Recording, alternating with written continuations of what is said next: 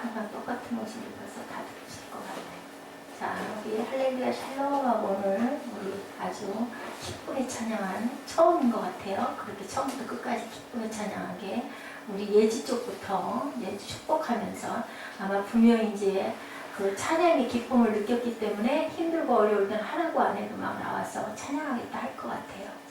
그렇게 우리 축복하는 시간, 우리 사무엘은 잠자는 시간, 얼굴은 둥글둥글 해가지고 맨날 예배 때마다 잠만 자고 하나님을 보시고 어떻게 생각하실까? 자, 할렐루야 샬롬하고 저 뒤에서부터 시작. 할렐루야 샬롬 샬롬 샬롬 샬롬 샬롬 샬롬 샬롬. 하나님 사랑합니다. 사무엘 사랑합니다. 여러분 주 안에서 사랑합니다. 오늘도 또 하루 동안 잘들 계셨죠? 예, 오늘 말씀 너무 많이 우리들 알고 있는 요한복음은 참 많이들 사랑하는 그런 복음서죠. 예, 사도 요한이 쓴 요한복음, 요한 1, 2, 3, 4, 또 뭐 있어요? 예지? 점수 줘야지. 자, 요한복음, 요한 1, 2, 3, 4, 요한계시록 딩동댕 20점. 우리 사무엘은 그래서 눈 감고 꿈쩍도 안 하네. 크리스마스가 다가오는데. 자, 묵상 우리 말씀, 우리 한번 본문 말씀 한번 쭉 천천히 뜻을 생각하면 성경을 보시고 요한복음 1장 14절에서 18절 말씀 예, 뜻을 쫙 새기면서 한번 우리 같이 합독해 보실까요? 시작. 말씀이 육신이 되어 우리 가운데 거하시네. 우리가 그의 영광을 보니 아버지의 독생자의 영광이요 은혜와 진리가 충만하더라. 요한이 그에 대하여 증언하여 외쳐 이르되 내가 전에 말하기를 내 뒤에 오시는 이가 나보다 앞선 것은 나보다 먼저 계심이라 한 것이 이 사람을 가리킴이라 하니라. 우리가 다 그의 충만한 데서 받으니 은혜 위에 은혜로라. 율법은 모세로 말미암아 주어진 것이요 은혜와 진리는 예수 그리스도로 말미암아 온 것이다. 본래 하나님을 본 사람이 없으되 아버지 품속에 있는 독생하신 하나님이 나타내셨느니라. 아멘. 자, 예지 알 것 같은데, 자, 우리 여기 나왔던 요한이 하고 얘기했는데, 자, 요한이 그에 대하여 증언하여 이 요한이 누굴까? 응? 사도 요한은 아닌데 무슨 요한일까? 무슨 요한? 꿈꾸는 요한. 아이고, 그건 요셉이고. 사무엘 알아 혹시? 자, 여기서 외쳐가로되 요한이, 그 요한이 무슨 요한일까? 바울의 제자. 사도 요한은 아니야. 제자. 아니고 누굴까? 예수님. 세례 요한. 세례 요한. 세례 요한이 외쳤어. 자, 세례 요한과 예수님은 나이가 어떻게 될까요? 똑같아요. 몇 개월 차일까요? 약 3개월. 약 4개월 정도 차이. 그 정도 한 6개월이라고도 말씀하시는 분도 계시고, 왜냐면은 마리아가 그 이세벨을 찾아갔을 때 임신을 해서 배가 이렇게 부르고 있었는데, 그럼 마리아는 임신 초기겠죠. 그렇기 때문에 그걸로 봤을 때는 한 3, 4개월 정도 차이가 난다라고 얘기들을 해요. 덴마크가 나온 기독교 철학자 키르케고르 여러분들 아실 거예요. 전에 내가 이거 예화로 한번 소개한 적도 있는데 그 저서 중에 들으셨어요? 기억나요? 어떤 왕이 시골에 있는 그 처녀에게 사랑에 빠져가지고 그걸 어떻게 할 수가 없어서 궁에 돌아와서도 고민을 했던 얘기 제가 한번 했던 것 같아요. 그래서 어떻게 했어요? 결국은 우리 예지가 아는 것 같은데 어떻게 결혼했어요? 자, 신하들이 뭐라고 그랬어요? 기억나요? 반대했어요. 아, 신하들이 반대했나요? 뭐라고 그랬어요? 또 기억나요? 신하들이 뭐라고 그랬어요? 응? 어떻게 하라고 그랬어요? 버리고 똑같이. 어떻게 하라고 그랬어요? 똑같이 신부는. 신하들이 처음에는 막 금은 보석으로 선물을 주고 또 막 아주 멋지게 치장을 해서 보석을 휘감아서 아니면 그냥 탁 싸가지고 냉큼 데리고 와서 잘 귀부인을 만들어가지고 결혼을 하시면 되지 않습니까? 이 왕이 다행히 복되면 왕이 결혼을 해도 상관없잖아요. 그죠? 후궁들도 많고. 근데 그런 소개는 없어요. 그래서 왕이 그건 아니다. 네, 패물이나 이런 재산이나 그런 것들 때문에 결혼을 하면 이건 사랑이 아니다. 도대체 어떻게 했으면 좋을까 하다가 왕이 어떻게 했어요? 평민이 돼가지고, 그죠? 시골에 가서 오두막을 하나 얻어가지고 그 색시와 함께 그냥 아주 농부가 돼서 잠깐 동안 그렇게 해서 둘이 사랑을 해서 사랑이 이어진 다음에 궁으로 돌아온 아주 그 재미있는 아주 아름다운 이야기가 있어서 제가 전에도 한번 얘기를 했어요. 자, 이렇게 예수님께서 이 모습으로 오신 거죠. 그죠? 하늘나라의 왕자 하나님이셨는데 땅에 누구를 위해서? 우리를 위해서 사람이 돼가지고 오셔서 그것도 어떻게 오셨어요? 부유하게 오셨어요? 아니잖아요. 어디에? 말구유에 놓을 자리가 없어가지고 그죠? 네, 아주 급했었을 것 같아요. 우리 동영상 우리 2년 전인가? 그죠? 2년 전쯤 봤나요? 2년 전에 동영상에 그 배가 이만해가지고 마리아가 그래가지고 낙인가 뭐 마리아가 그걸 타고 갔는데 잠자리가 없으니까 전부 뭐하러 몰렸어요? 다 예. 베들레헴에 뭐하러 몰렸어요? 호적을 하러 몰렸어요. 거기 전부 다. 그러다 보니까 방이 없어가지고 어떻게 하면 좋을까 했더니 그 말구유를 제가 그 사진으로 쭉 봤더니요. 그 말들 모아놓는 건데요. 아주 습하고 물 떨어지고 지하고 칙칙하고 그런 곳이에요. 그게 우리가 생각할 때는 그냥 말구유라고 또 그래도 뭐 이렇게 영상이나 연극할 때는 이렇게 만들어 놓고 하니까 아닌 것 같지만 그냥 당연히 뭐 눈이나 뭐 추위도 뭐 피했겠나요? 그래도 뭐 집더미가 있으니까 조금 나았을 건데 어쨌든 그런 장소 있을 수가 없어서 사람도 다 방에서 아기를 낳는데 아기 낳을 자리가 없을 만큼 이렇게 가난해져 가지고 오셨어요. 그죠? 그런데도 말씀은 이렇게 말씀하고 계시네요. 자, 예수 그리스도의 무슨 사건? 이게 그렇게 해서 오신 사건, 오셔서 십자가에 못 박혀 돌아가신 사건이 무슨 사건? 성육신 사건. 또 그것을 영어로 인카네이션이라고 얘기하죠. 그리고 화육신이라고도 해요. 그렇게 육신화했다. 그 성스러운 육신으로 오셨다라는 뜻인데 성육신 하면은 그러면 예수님이 사람으로만 오셔서 사람으로 끝났을까요? 사람이기도 하고 뭐라고 그랬어요? 제가 하나님이시기도 하다. 그렇기 때문에 우리의 모든 것을 주관하실 수 있다. 그리고 죄를 사해 주실 수 있는 권한을 누구에게만 있다? 하나님께만 있다. 특별히 예수 그리스도께서는 우리의 죄를 다 대속해서 못을 박혀 돌아가 그 죄를 모든 죄를 다 몽땅 내가 지고 갈 거야 하고 졌기 때문에 그분은 내가 네 죄를 사하여 준다라는 권한을 갖고 계셨다고 제가 말씀드렸어요. 말씀이 14절에 보니까 말씀이 육신이 되어 우리 가운데 거하심에 우리가 그의 영광을 보니 아버지 독생자의 영광이요. 그죠? 아버지 독생자의 영광이요. 그 다음에 뭐가 충만하더라? 은혜와 진리가 충만하더라. 말씀이 히라보로 뭐라고 그럴까? 얘 좀 맞춰라. 히라보로 말씀을 뭐라고 그러죠? 3일 기억 안 나나? 세자인데 말씀. 자, 첫자 가르쳐 줄게.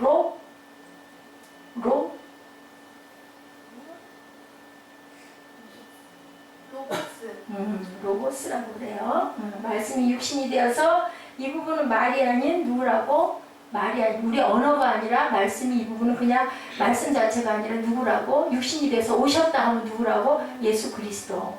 말씀은 곧 예수님. 말씀은 곧 하나님. 태초에 말씀이 계시니라. 그리고 그 말씀은 하나님이셨다라고 하죠. 예, 요한복음 1장 1절에 태초에 말씀이 계시니라. 이 말씀이 하나님과 함께 계셨다. 그래서 이꼬르 말씀 곧 하나님, 그죠? 말씀 곧 예수님, 말씀 곧 성령님 같아요. 이 말씀이신 하나님이 사람이 되셔서 육신을 입고 왔는데 이 사건을 인카네이션이라고 성육신, 화육신이라고 얘기한다는 것들 꼭 기억하시기 바랍니다. 자, 성육신의 기적이 일어났는데 하나님이 인간이 되셔서 왜 오셔야 할 필요성이 꼭 있었을까? 무엇 때문이었을까? 우리 한번 살펴봅니다. 우리에게 무엇을 주시려고? 은혜와 진리를 주시려고 오셨다라고 그죠? 은혜와 진리가 충만하더라라고 얘기했어요.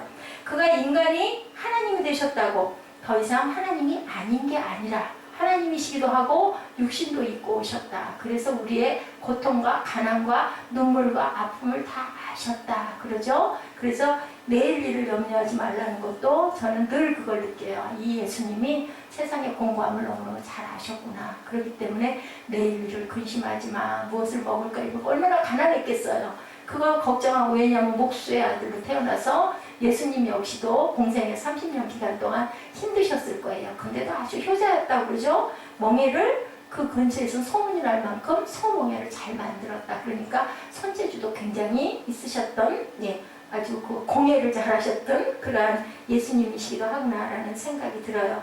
자, 신성은 그대로 유지하시면서 육신은 사람으로 오셨다라는 거예요. 16절에 뭐라고 그러세요? 우리가 다 그의 충만한 데서 받으니 어디에 어디다? 은혜 위에 은혜다. 자, 은혜는 어떤 거라고 그랬어요? 값으로 살 수 없는 것. 그지? 그런데 값 없이 거저 주신 것이 은혜예요. 그죠? 네. 돈을 받고 주는 게 아니어서 그것이 바로 은혜다. 우리가 자격이 없는 사람에게 주는 게 은혜라고 그래요. 우리들이 그래요. 목회자들이 그렇게 얘기해요. 아이고 목사님이 되셨습니까? 그리고 축하드립니다. 그러고 하면 하나님의 은혜입니다 라고 얘기해요. 왜? 자격이 없는 자가 이렇게 섰습니다 라고 그렇게 얘기를 하죠. 겸손한 게 아니라 사실이니까요. 그죠? 자, 독생자의 영광이요 은혜와 진리가 충만하다. 예, 은혜가 우리에게 충만해진다는 거, 이제 우리가 그분과 연결되어서 그분의 그 충만한 게 내게도 충만하게 전달이 된다라는 말씀을 하고 계세요. 그분의 은혜와 진리가 내게도 충만하게 온다. 자, 은혜가 뭐라고 우리 대답했죠? 조건 없는 사랑이다. 자, 결혼하는 커플들, 우리 에스더하고 김동욱 형제는 어떤지 모르겠어요. 전혀 아무것도 생각 안 하고 무조건 나는 네가 좋아 해서 결혼하는 커플들이 요즘에는 거의 없다고 그래요. 그래도 따져본다고 그래요. 이런 면은 이래서 괜찮고, 아유 이 면은 좀 이렇긴 한데 그래도 이건 좀 이러니까 그나마 괜찮을 것 같아. 이 생각을 안 하는 사랑은 하나님의 사랑밖에 없다고 그러죠. 부모도 어떤 면으로는 완전한 아가페 사랑은 아니에요. 그죠? 자식을 낳아서 길러서 나한테 뭐라고 그래요? 내가 너를 어떻게 길렀는데, 그리고 아이 진로를 선택할 때도 돈 많이 버는 대로 그쪽으로 가라. 성공을 좀 해야 내가 네 덕을 보지. 뭐 반농담이 섞여 있긴 하지만 그걸 보면서 보람을 느끼는 걸 보면 하나님은 그런데 우리가 그냥 잘 되기만을 바라죠. 바라보고 계시죠. 악한 놈이나 착한 놈이나 똑같이 참으시면서 모든 것을 다 주셔요. 악한 사람도 자기가 열심히 노력한 것만큼 먹고 살 수 있는 것을 내버려 두셔요. 다른 점은 마지막 때에, 그죠? 영이 구원을 받느냐 안 받느냐의 차이인 거죠. 세상에서는 뭐 때문에 멋대로 자기 분목대로 산다고 얘기를 해요. 그래서 악해도 잘 사는 사람 있고, 예, 착하고 선을 행하고 열심히 사는데도 어렵게 힘들게 사는 사람도 있어요. 근데 뭐가 다르다? 마지막 가는 길이 다르다. 예, 엊그저께 권영 전도사님이 오셔가지고 어젠가요 그젠가요 저를 밥을 사주셨어요. 그래서 제가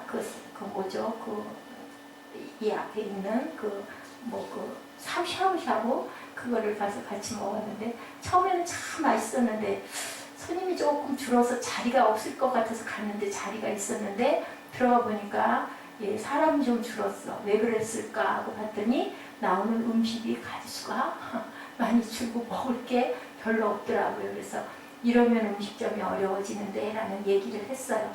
아주 큰 남편 때문에 사람은 다 정말 고르지가 못해. 오죽하면 자식들이, 딸들이 아빠를 안 본다. 딸이 셋이잖아요. 그 집이 아빠를 안 보겠다고. 아빠 빨리 돌아가셨으면 좋겠다고. 그럴 만큼 그렇게 아내를 아주 그냥 입만 열면 욕하고, 입만 열면은 그냥 악을 써대고 막 자기 말만 막 해요. 저랑 얘기하는 도중에도, 차에서 얘기하는 도중에도 전화가 와가지고 막 하는 소리, 무슨 소리인지는 모르는데 막 시끄럽게 소리가 나. 그래 나중에 제가 그랬죠. 아이고 어떡해요. 천국을 못 가실 텐데. 그랬더니 이 양반도 말을 하다가 입이 딱 막히더라고요. 전도사님이시잖아요. 그래서 그러니 불쌍하지 않아요. 그랬더니 그러게 말이야 불쌍해. 할 건 다 하면서 뭐 딸도 이번에 결혼한다고 1,000만 원을 아버지가 그거는 아버지 돈이 아니라요. 시어머니가 그 집을 팔아가지고 손녀 딸들에게도 다 각각 1,000만 원씩 주자 해가지고 뭐 1억 얼마인가 이 큰 집에다 주고 뭐 작은 집은 얼마를 주고 해서 하여튼 7억인가 얼마를 가지고 형제들을 다 나눠줬대요. 그래서 1억 2천을 그댁에서 받았는데 딸이 셋이니까 1억씩은 1,000만 원씩은 줍시다 했더니 그 돈이라고 아이고 웬일로 결혼하는데 1,000만 원씩이나 준대. 아이고 그 돈이 아니라 그걸 그냥 달라고 하는데도 아주 애를 먹이고 그냥 아주 애를 먹이다가 아이 더러워서 안 받아 그랬대죠. 그랬더니 나중에 불러놓고 내가 너한테 계좌로 입금을 시켜줄게 하고 얘기를 했다고. 할 거는 다 하면서 그렇게 뭐 요만한 것만 있으면 그걸 생각을 하다가 갖은 오해를 다 하고 나쁜 생각은 다 하고 사위한테 사위가 목사예요. 제주도에서. 제주도로 갔어요 이번에.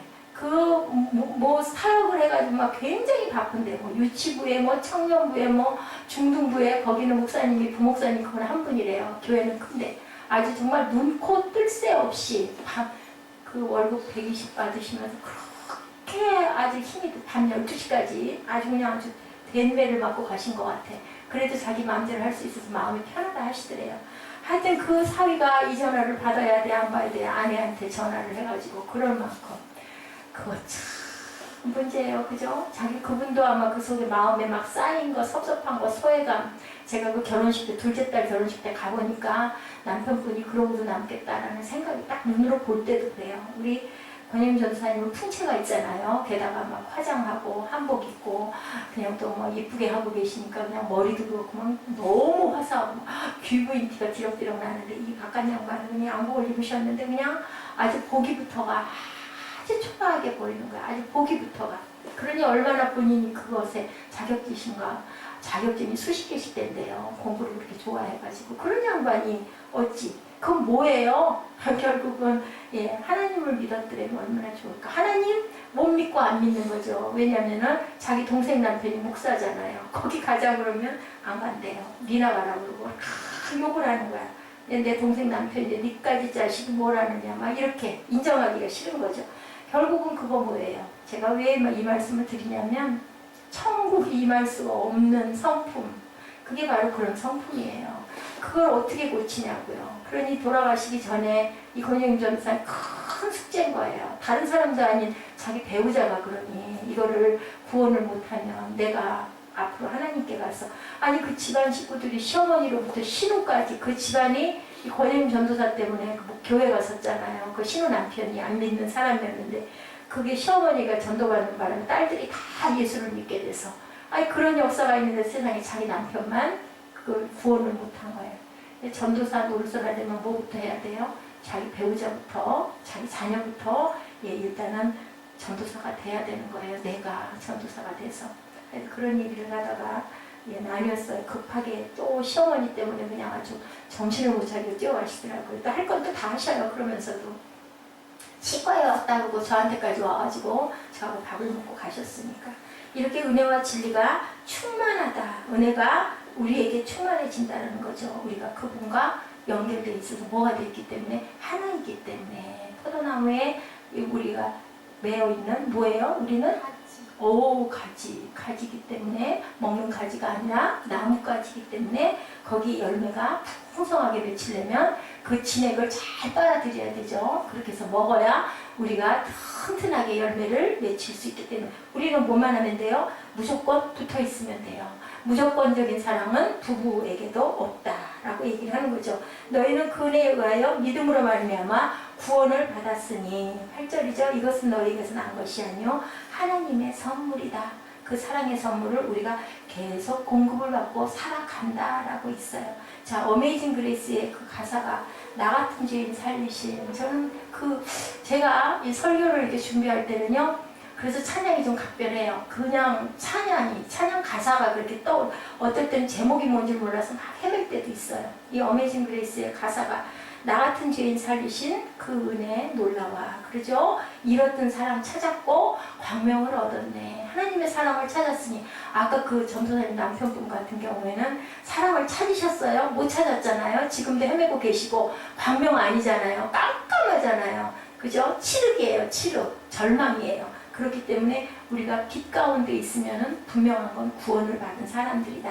내 마음에 밝음이 있고 기쁨이 있으면 나는 하나님이 내 마음 안에 기쁨을 넣어주셨다라고 믿으셔도 돼요. 그게 아니고 막 생활이 너무 싫고 힘들고 그냥 살고 싶지가 않고 아무런 희망도 소망도 없고 아무것도 재밌는 것도 없고 아무것도 뭐를 봐도 눈물도 안 나고 기쁘지도 않고 즐겁지도 않고 하면 이거 내가 깜깜한 절망 속에 하나님이 나를 바라보고 계시지 않는구나. 어떻게 해야 될까요? 기도하셔야 되죠. 어떻게든지 은혜를 받아서 내 마음 안에 정서가 살아나도록 하나님을 사랑하는 마음이 바로 만물을 바라보고도 그래서 그러죠. 은혜 받은 사람이 똑같은 바깥에 이 경치인데도 은혜 받고 나서 교회에서 딱 나가가지고 보면 막 나뭇잎이 춤을 춘다 그러죠. 반짝반짝 빛을 바라고 막 색깔도 너무나 이쁘고 산들 바람도 너무 시원하고 그냥 모든 게 다 기쁘고 감사하고 감사밖에 생각이 안 나. 그러면 은혜 받았구나. 하나님이 나를 만지고 계시는구나. 감사하시면 돼요. 무조건 그게 증거예요. 자, 우리가 은혜로 어둠 속에서 주님의 사랑을 우리를 사랑하심으로 우리가 광명을 찾는 것은 천국을 바라볼 수 있는 거예요. 세상의 절망과 다 절망스럽죠. 왜? 세상은 어떤 세상이기 때문에 항상 말씀드리지만 이 세상은 하나님의 세상이 아니라 사탄의 세상에 우리가 들어와서 하나님의 나라를 막 넓혀가는 거예요. 그 증거가 뭐예요? 우리 몸이 죽는 게 바로 사탄의 세상이기 때문에 우리 몸을 육신을 사탄이 점령한 거예요. 왜냐하면 선악과를 먹음으로 인하여. 근데 독생자 보내셔서 무엇을 건져내셨어요? 우리 영혼을 하나님이 책임지시고 건져내신 거예요. 17절에 율법은 모세로 말미암아 주어진 것이요 은혜와 진리는 예수 그리스도로 말미암아 온 것이다. 율법은 누가? 모세에게 하나님이 뭘 주셨어요? 10계명을 주셨어요. 그죠? 근데 그 10계명을 우리가 정확하게 지킬 수 있느냐 하면 그 10계명을 다 지키기가 정말 어려운 거예요. 아니 뭐 나 살인 안 했는데, 나 간음 안 했는데, 나 도적질 안 했는데, 근데 저거 참 좋아 보인다. 내가 저거 가졌으면 좋겠어. 이거 뭐예요? 도적질하는 거예요. 그죠? 어머 저 여자 참 예쁘네 하고 바라봐도 마음으로 간음하는 거예요. 그죠? 그리고 나 저거 너무 좋아서 나 저거 너무너무 좋아. 막 이쁘다고 막 들여다보고 하면은 네가 나보다 그걸 우상으로 섬기고 있구나? 그런 상태가. 그 정도가 어느 정도인지 우리는 아무도 모른다는 거죠. 그게 문제인 거예요. 그러면 우리가 죄를 짓지 않을 수가 그 율법을 다 완성해서 정확하게 우리가 지킬 수가 없다는 거예요. 그렇기 때문에 그렇게 해가지고는 우리는 누구도 구원을 받을 수가 없다라는 거죠. 그런데 자 모세는 그래서 율법으로 모세가 우리에게 주었는데 그것이 안 되니까 은혜와 진리를 누가 오셔서 예수님께서 오셔서 우리에게 은혜와 진리를 끼쳐주셨다. 자, 우리 지난번에도 말씀드렸죠. 율법으로는 구원을 받을 수가 없다. 무엇을 할 수 있다? 죄를 깨달을 수는 있다. 내가 이 부분이 잘못됐고 틀렸고 죄를 지었구나. 그거는 되는데 거기에서 한 발 더 나가서 구원을 받을 수가 없다. 무엇으로 받을 수 있다? 값없이 주시는 선물인 예수님으로 예수님께서 우리에게 그 마음을 주셨을 때 주는 그리스도시여 살아계신 하나님의 아들입니다 라는 고백이 마음에서 우러나왔을 때 나는 예수를 믿겠습니다 라는 마음이 우리 마음 중심에서 입술로만 하는 게 아니라 나는 정말 믿어 너무 기뻐 너무 감사해 이 마음이 들었을 때 그게 구원을 받은 인생들이라는 거예요. 그래서 아무도 자격이 없는데 율법도 다 지킬 수가 없는데 우리는 죄투성인데도 예수의 이름으로 우리는 아까 우리 찬양했죠? 나는 일어서리라. 제가 오늘 찬양을 아까 그 아침 기도회 끝나고 나서 찬양을 잡아가지고 그걸 그냥 여기다 놓고 저녁 때 집에 갔다가 왔습니다. 그래서 참 이 말씀을 제가 오늘 준비를 하면서 자료를 찾고 우리 사무엘이 차서 나중에 보세요. 금요철야에다가 제가 그 올려놓은 블로그에 그 얘기들이 조금 있어요. 네, 그런데 그거 한번 이렇게 보시기 바랍니다. 그래서 말씀도 제가 좀 올려놨고요. 절망을 거두려고 누가 오셨다? 예수 그리스도께서 오셨다. 자, 율법은 그러니까 뭐예요? 교과서예요. 그죠? 기본 스탠다드에 거기이고 그 다음에 은혜와 진리는 예수님께서 우리에게 더해 주셨기 때문에 우리는 의로워졌다라고 말씀하고 계세요. 우리를 율법은 정죄하지만 우리가 죄인이라고 고발하지만 율법 앞에서 죄인이 아닌 사람은 한 사람도 없지만 그런데 건져주신 게 바로 예수님. 우리 언제 한번 시간 나면 이 영화 한번 볼 수 있으면 보죠. 레미제라블. 뮤지컬로 상연된 작품이 그렇게 훌륭하게 유명하게 잘 됐다라고 해서 그 부분에 대한 것을 제가 조금 발췌를 했었어요. 그거 영화관에서 그 은혜를 엄청 받는다라는 그 소개가 있더라고요. 그 레미제라블 우리 너무 잘 아는 얘기잖아요. 거기에서 가장 중요한 건 뭐예요? 빵 하나 훔쳤다가 아주 그냥 그 경감이 끝까지 그냥 쫓아가죠. 우리 사무엘 어떻게 하죠? 끝까지 쫓아가요. 그 경감 이름이 바로 자베르 형사인데요. 이 형사가 바로 율법인 거예요. 너 잘못했잖아. 너 빵 훔쳤잖아. 죄 지었잖아. 벌 받아야 되잖아. 그래서 13년형을 받아요. 그죠? 3년형을 받죠, 처음에. 그러다가 도망가죠. 도망가서 다시 19년인가 형을 빵 하나 훔쳐가지고 붙잡혀요. 그래서 다시 19년형. 그래서 13년을 참아요. 참다 또 못 견뎌 또 뛰쳐나가서 그래가지고 또 붙잡혀 들어와가지고 19년형을 갖는. 그리고 나중에 또 뛰쳐나가서 결국은 어떻게 했어요? 막 배가 너무 고파가지고 그거는 사제관에서 밥을 대접을 받죠. 잠도 잘 자죠. 하룻밤을 재워줬어요. 그러다가 눈에 뭐가 들어왔어요? 은촛대가 은접시들이 들어와가지고 결국 유혹을 못 이겨서 그거 들고 도망가죠. 그랬더니 또 붙잡혔어. 붙잡히기도 계속 붙잡혀요. 그래 오죠. 분명한 게 이게 일반인들이 갖고 있는 게 아니니까 이제 신문을 했겠죠. 그래서 그 사제한테 찾아오죠. 그래가지고 이거 여기 것 아닙니까? 하니까 뭐라 그래요? 유명하게 얘기하죠. 아닙니다. 제가 선물로 준 건데 이 청년이 왜 근데 이 은촛대를 왜 접시만 갖고 가고 은촛대를 안 갖고 갔냐고. 이것까지 내가 줬는데 장발장이 어땠을까요? 나는 이제 죽었다 하고 갔는데 오히려 신부님이 그렇게 말씀하시니까 이 청년은요 난생 처음으로 은혜를 받은 거예요. 깜짝 놀란 거예요. 그래서 그 시점부터 어떻게 됐어요? 변화가 된 거예요. 내가 이렇게 살지 말아야 되겠다. 내가 은혜를 끼치면 이 얘기가 바로 뭐예요? 율법으로는 구원할 수가 없는데 무엇으로? 사랑으로밖에 구원할 수가 없다. 그래서 참 우리가 그게 힘들잖아요. 나를 해친 사람을 내가 어떻게 제가 그걸 실천하느라고 애를 쓰는데 참 안 되죠. 제가 정말 그렇습니다. 안 그랬으면 제가 이렇게 뭐 착한 표가 아닌데 정말 말씀을 전하다 보니까 이렇게 해야 되다 보니까 하는데 그러고 나면은 또 계속 어디까지 가야 될지 모르겠어요. 이렇게 이것이 바로 율법과 은혜와 진리와 차이인 거다. 진리는 뭐예요? 하나님 말씀이죠. 말씀이 진리로 우리에게 임했을 때 그것이 우리 안에 들어오면 은혜가 된다라는 거예요. 율법은 알아요. 우리 모두 다. 그 남의 거 탐내면 안 돼. 그거 내가 이렇게 하면 안 돼. 그리고 미워하면 안 돼. 알잖아요. 다. 근데 아는 것 뿐이죠. 누구도 가룟 유다도 결국은 알긴 알았잖아요. 끝에는 그런 것처럼 결국은 이 경감도 나중에는 본인이 이걸로는 안 된다. 자베르 그 경감도요. 내가 이렇게 해서는 아무 소용이 없다는 걸 나중에는 깨닫게 돼요. 빅토르 유고가 끝부분을 어떻게 했을까요? 장발장이 완전히 자유인이 되기 위해서는 그 자베르 경감이 포기하거나 그죠? 없거나 왜냐하면 죄를 짓고 있잖아요. 지금 현재. 그렇기 때문에 은혜를 받아서 나는 새롭게 살려고 하지만 내가 지은 죄는 그대로 있잖아요. 세상에서는 율법에 틀렸으니까. 그래서 빅토르 유고가 결국은 이 사람 자베르 경감을 자기가 스스로 깨닫고 내가 그동안 아주 너무 정확하게 그 정죄 옛날 사울처럼 정죄하고 판단하는 그런 사람이 끝까지 물고 늘어지는 사람이었어요. 근데 이게 다 소용이 없다라는 것을 깨닫고 자살로 끝나게 해주는 그런 내용이 있습니다. 본인이 그렇게 고발하는 마음에 항상 평화가 없었던 거예요. 그런 사람들은 보면은 정말 악하잖아요. 막 끄집어내고 그래서 그런 말이죠. 형사들의 근성 뭐 이런 말이죠. 취조하는 특별히 뭐 특수한 그 직업 이렇게 그 형사들 중에도 그 신문하고 그 문초하고 이런 사람들은 아주 무섭게 끈질기게 악하게 굴어야 그 범인들을 고백을 시키니까 지금은 안 그렇게 좀 옛날에는 가진 고문도 많이 했잖아요. 그거 어떻게 해요? 우리가 저 같으면 죽었다 깨나도 그건 못할 것 같아. 근데 그 무서운 고문들을 다 하잖아요. 장발증이 그렇게 물어봐요. 도대체 왜 나한테 이렇게 베푸십니까? 내가 죄지었고 내가 훔쳤는데 하고 물어봅니다. 그랬더니 정말 이 신부님이 우리가 잊지 말아야 할 말씀을 하셨더라고요.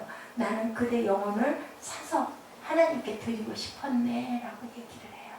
예수님이 우리 영혼을 사시려고 뭐 하셨어요? 몸 찢고 피 흘리고 대신 그죠? 그 모든 죄를 감당하고 아픔을 우리의 죄를 다 짊어지셨잖아요. 우리가 얻어맞아야 될 거 다 맞으셨잖아요. 그죠? 이랬던 것처럼 이 신부님 얘기가 내가 자네에게 선물을 해서 자네를 내가 사서 하나님께 올려드리고 싶었네. 그 마음인 거죠. 사랑의 마음. 은접시뿐만이 아니라 촛대뿐만 아니라 자네가 갖고 가고 싶은 거 뭐든지 다 가져가고 그 대신 하나님을 알라고 하나님을 느끼라고 무엇으로? 사랑으로 실천함으로써 느끼라는 그런 얘기죠.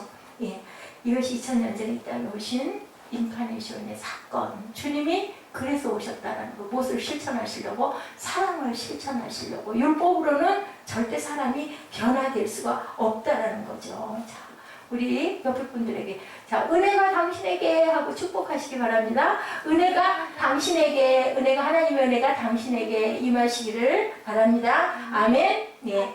Grace unto you. 그죠? 은혜가 당신에게. 성육신의 기적. 두 번째는요, 진리의 삶을, 은혜와 진리가 충만하다고 이렇게 써져 있잖아요, 말씀에. 그러면 진리의 삶은 과연 뭘까? 인간의 몸으로 이 땅에 오신 이후 아기의 몸으로 오셨는데, 예, 그분의 탄생은 무슨 탄생?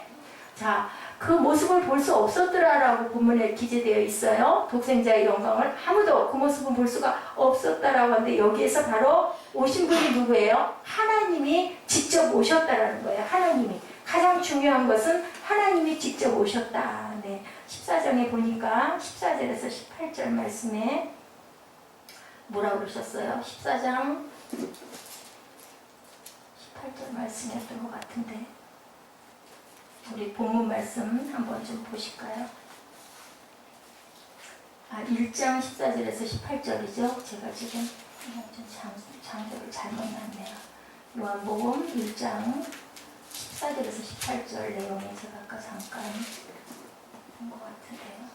자, 본래 18절에 있죠. 본래 하나님을 본 사람이 없으되, 그렇죠. 아버지 품속에 있는 독생하는 하나님이 나타나셨느니라.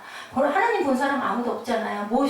하나님은 무엇이기 때문에? 영이시기 때문에. 하나님을 보는 순간 우리는 죽는다라고 얘기하죠. 왜냐하면요, 그 광선이 너무 강렬하기 때문에. 그래서 구약에서는 나는 죽었구나, 하나님의 영광이 드러난 이제는 나는 죽었구나 그럴 때 염려하지 마라, 두려워하지 말라, 너는 죽지 않아. 모세도 마찬가지고, 그리고 또 누가 그랬었더라? 이사야도 마찬가지고, 그죠? 안 죽어, 걱정하지 마, 나를 봤다고 죽을 일은 없다라고 얘기를 해요. 이런 것처럼 무슨 얘기를 하고 있어요? 은혜를 받았는데 은혜와 함께 진리가 충만했다라는 얘기는요, 뭐예요? 요한복음 8장 32절에 진리를 알지니 진리가 너희를 어떻게 할 것이다? 자유롭게 할 것이다 라고 얘기를 해요.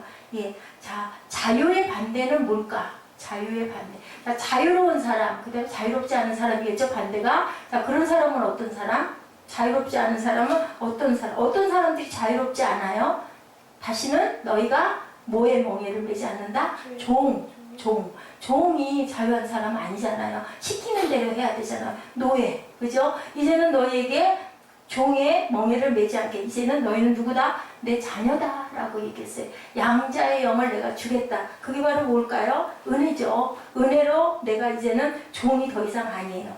요한복음 8장 34절에 증명하시죠. 예수께서 대답하시되 진실로 진실로 너에게 이르노니 죄를 범하는 자마다 뭐의 종이다? 죄의 종이다. 그러니까 죄를 범하지 않아야 되겠죠. 진리가 우리를 자유케 하면, 진리라는 건 뭘까요? 진리라는 건 인격이죠. 인격. 진리 자체가 뭐예요? 주님이시죠? 예수님이시죠? 하나님이시죠? 예, 뭐라 그래요? I am the truth. 그분 예수 그리스도 나다. 내가 진리다 라고 말씀하세요. 그죠? 그래서 그 답이 뭐라고 그래? 8장 36절 한번 읽어보실래요?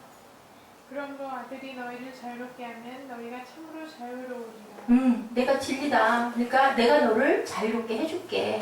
종의 멍에를 매지 않고, 죄를 지으면 너는 종인데 이제는 내가 진리 안에서 너희가 자유롭게 내가 해줄게 라고 대답을 하고 계시죠. 진리를 극적으로 드러내는 사건 누구예요? 가늠하다 잡혀온 여인, 그죠? 다 돌로 치라고 전부 다 누가 그랬어요? 예, 바리새인들이 그 여인 끌고 와서 한중하게다. 그게 어디에 나와요? 오늘 본문이 1장 8절, 이제 14절부터 18절 말씀이잖아요. 근데 8장에 나오는 내용이에요. 8장 전체에. 요한복음 8장 3절에 뭐라고 얘기하고 계세요? 서기관들과 바리새인들이 음행 중에 잡힌 여자를 끌고 가운데 세워놓고 물어요, 여자에게. 그리고 진리가 너희를 자유케 하리라. 그것도 어디에 나와요? 예, 요한복음 8장에 나오죠. 예, 그래서 물어보는 거예요. 그러니까 8장 4절에 예수께서 말씀하시죠. 선생이여, 이 여자가 간음하다가 현장에서 잡혔나이다. 예수께 그렇게 얘기를 해요. 예수님이 뭐라고 얘기를 해요? 아무 말도 안 하죠. 그 바리새인들에게 막 돌을 들고 막 아주 도끼를 품고 여자를 가운데다 세우고 곧 돌로 칠기세를 해가지고 묻는 거예요. 이 여자 가늠하다 그 현장에서 잡혀왔는데 어떻게 할까요? 돌로 쳐야 되는 거 맞죠? 맞죠? 막 얘기를 하는 거예요. 예수님은 가만히 말 안 하고 앉아 계시면서 뭐 하셨어요? 땅에다가 뭔가를 한참 쓰시죠. 그리고 일어나서 말씀하시죠. 너희 중에 죄 없는 자는 이 여인을 쳐라 라고 얘기를 하세요. 그러자 돌로 치지 못하고 돌 들었던 사람들이 하나씩 하나씩 돌을 버리고 떠나는 그런 내용이 나오고 있죠. 이 여인은 어떻게 하고 있었을까요? 보면 그 그림이 많아요. 그 화가들이 그려놓은 유명한 그림들이 많은데 아주 초라한 행색을 해서 옷도 제대로 걸치지 못하고 앞설이 다 벌어진 채로 끌려왔으니 뭐 그 현장에서 끌려왔으니 얼마나 그렇게 생겼겠어요. 덜덜 떨고 있어요. 그랬을 때 예수님이 물어보죠. 답을 갔느냐? 예, 갔습니다. 그랬더니 나도 너를 정죄하지 않을 테니 네가 가서 앞으로는 다시는 죄를 짓지 말라고. 요한복음 8장 10절 11절에 예수께서 일어나사 여자 외에 아무도 없는 것을 보시고 이르시되 여자여 너를 고발하던 그들이 어디 있느냐 너를 정죄한 자가 없느냐 대답하되 주여 없나이다. 예수께서 이르시되 나도 너를 정죄하지 아니하노니 가서 다시는 죄를 범하지 말라. 이 여인이 죄를 앞으로 더 이상 그런 똑같은 죄를 범했을까요? 안 범했을까요? 누구예요? 누구라고 얘기해요? 막달라 마리아일 것이다 라고 얘기를 하죠. 근데 이 부분은 신학적으로 의견이 분분해요. 이다라는 사람도 있고 아니다라는 사람도 있고 그래요. 어쨌든 그래서 이 막달라 마리아가 이 말이 하지 않았을까 싶어요. 예수님을 쫙 사랑했다. 제가 지난번에 한번 지저스 크라이스트 그 내용 얘기했죠. 그게 사실인지 아닌지는 정확지 않지만 엄청나게 예수님을 사랑했을 것 같죠. 돌로 쳐 죽여서 맞아 죽을 수밖에 없었는데 건져졌잖아요. 얼마나 감사할까요? 평생 절대 잊어버릴 수도 없고 아까운 것도 아무것도 없을 것 같아요. 저 같아도. 이게 절대로 그냥 있는 그냥 쉽게 주는 은혜라고 생각하지 마시고 용서라고 생각하지 마시고 그분의 입술에서 나는 너를 정죄하지 않고 용서한다 하고 나서 어떻게 되셨어요? 십자가에 못 박혀 돌아가셨어요. 그 값을 지불하시려고. 이것은 값으로 따질 수 없는 희생이세요. 하나님의 희생. 예수께서는 이렇게 많은 사람들을 죄를 용서해 주시고 자기가 혼자 매달려 돌아가시죠. 십자가의 은혜로 그분만이 그래서 용서를 선포할 수 있는 분이라는 거예요. 인카네이션 예수 그리스도시기 때문에. 자, 레미제라블 얘기의 끝 제가 아까 말씀드렸죠. 자베르가 계속해서 그를 추적하고 신문하는 한 장발장은 자유로울 수가 없기 때문에 자 그게 뭘까요? 죽여버리는 인물이 과연 뭘까요? 저는 이 내용에서 무엇을 느꼈냐면 사탄이구나. 사탄을 결국은 묶어서 무적행에 빠뜨려서 마지막 때는 죽여버려야 그죠? 내가 정말 죄에서 자유로울 수가 있기 때문에 살아나는 것은 영이라고 그러죠? 위로 올라가는 것은 영이고 땅속으로 내려가는 건 짐승들이라. 자, 짐승들의 그 우두머리가 누구예요? 사탄이라고 그러죠. 그래서 우리가 마지막 때가 되면 짐승의 표를 살아남은 자들은 다 이마에다 쓰지 않으면 살 수 없고 그러면 이마에다 짐승의 표를 쓰면 천국은 못 가고 가려면 어떻게 해요? 순교할 수밖에 없어요. 나는 안 하겠습니다. 못 살아요 세상에. 지금도 우리가 세상에서 착한 사람들이 잘 못 살아남죠. 자꾸 상처받고 아픈 것처럼. 그때는 정말로 우리 세상이 너무 완악해지지 않아요?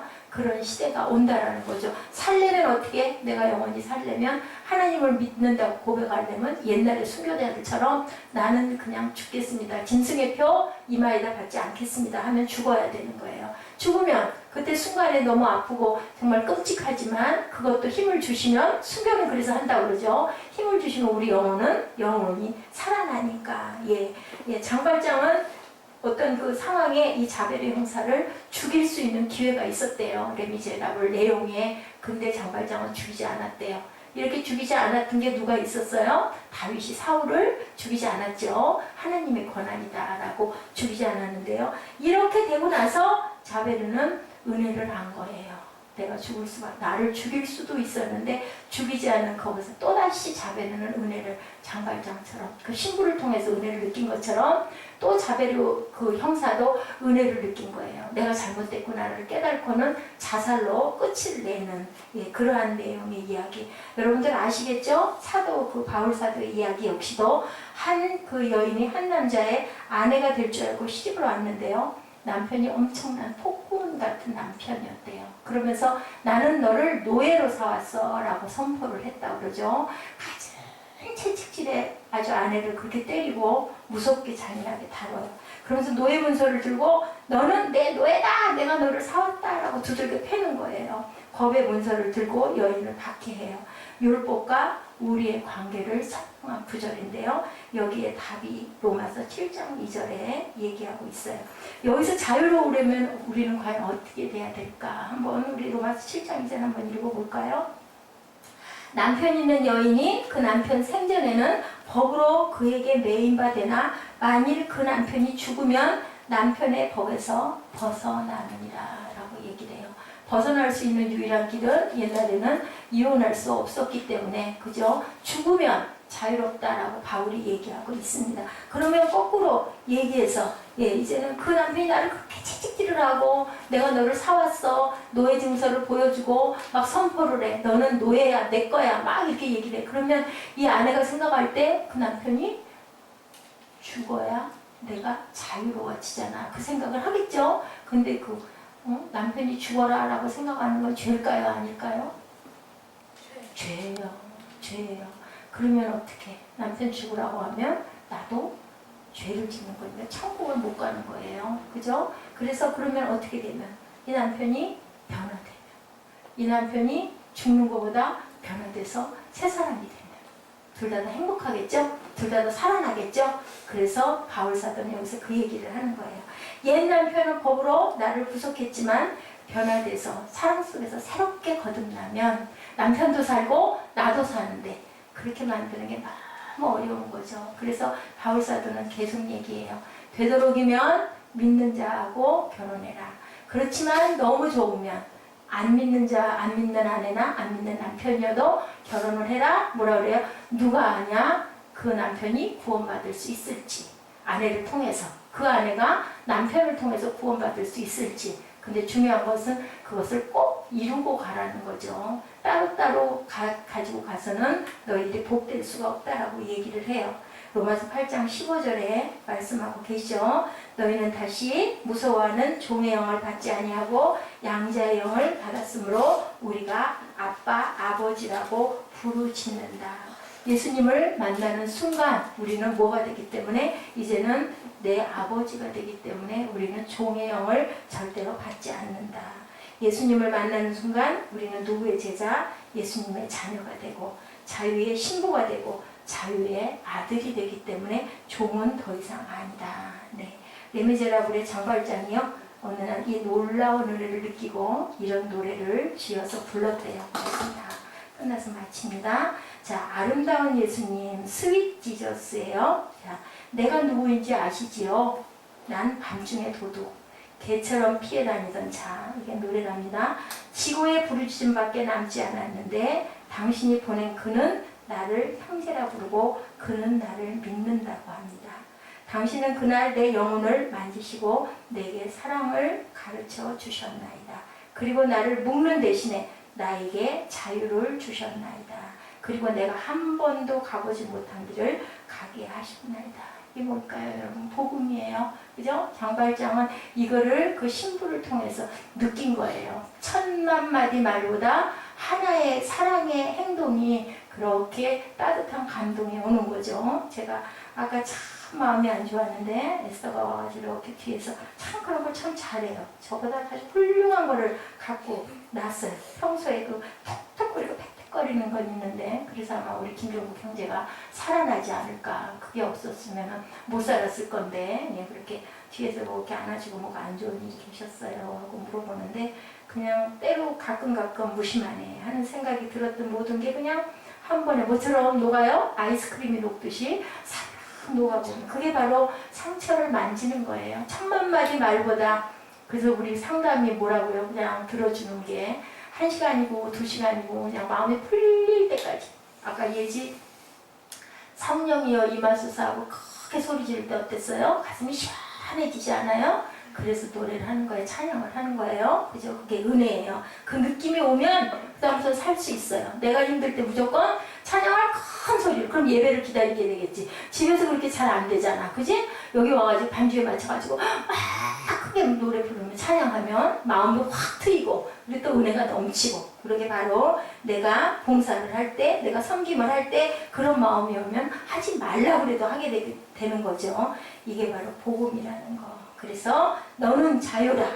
이 사랑을, 이 은혜를, 이 진리를 주신 자유의 주님 감사합니다 라고 우리가 감사할 수 있다고. 누가 말씀하세요? 주님이 이제는 너는 자유다. 진리 안에서 내가 너를 자유하게 하리니 라고 얘기하죠. 골로새서 2장 11절 12절에 또 그 안에서 너희가 손으로 하지 아니한 할례를 받았으니 육의 몸을 벗는 것이요 그리스도의 할례니라. 너희가 세례로 그리스도와 함께 장사되고 죽은 자들 가운데서 그를 일으키신 하나님의 역사를 믿음으로 말미암아 그 안에서 함께 무엇을 했다? 일으키심을 받았다. 우리가 크리스마스가 아직 좀 많이 남아있기는 하지만 자, 육신을 따르는 자는 육신의 일을, 영을 따르는 자는 영의 일을 생각하나니.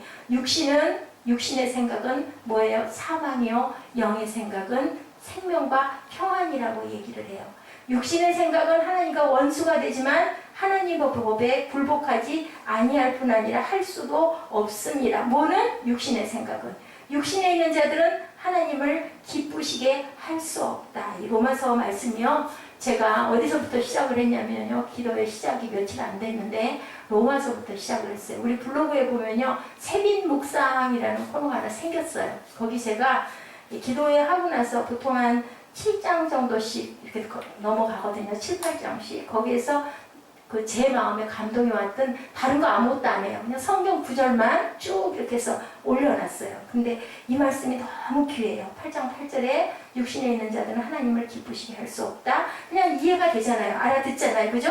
제가 설명하는 거예요. 8장 9절에 만일 너희 속에 하나님이 영이 거하시면 너희가 육신에 있지 아니하고 영에 있나니 누구든지 그리스도의 영이 없으면 그리스도의 사람이 아니래요. 그러니까 그리스도의 영이 우리에게 거하면 하나님을 기쁘시게 하고 우리가 하나님의 자녀가 된다는 거죠. 하나님과 육신의 생각은 원수가 되고 하나님의 법에 굴복하지 아니할 뿐 아니라 할 수도 없고 육신의 생각은 죽음이래. 사망이요. 영의 생각은 생명과 평안이니 우리는 뭐를 해야 될까요? 영의 생각을 해야 되겠죠. 왜? 생명과 평안 안에 거해야 되겠죠. 8장 13절에 너희가 육신대로 살면 반드시 죽을 것이되 영으로서 몸의 행실을 죽이면 살리니. 반드시 죽이리라 죽으리라 누가 그랬어요? 하나님이 그러셨죠. 창세기에서 선악과를 따먹으면 네가 반드시 죽을 거야. 근데 죽었어요? 안 죽었어요? 아담과 하와가 어머 진짜로 안 죽었네. 근데 사실은 죽은 거예요. 그죠? 영을 구원을 받지 못했으면 죽은 거죠.